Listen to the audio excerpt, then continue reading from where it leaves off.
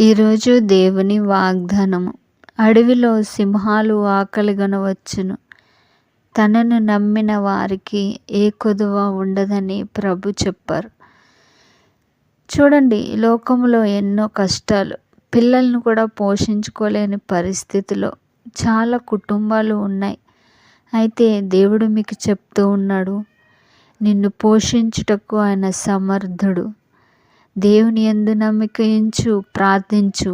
అద్భుతంగా దేవుడు మీ కుటుంబాన్ని పోషిస్తాడు.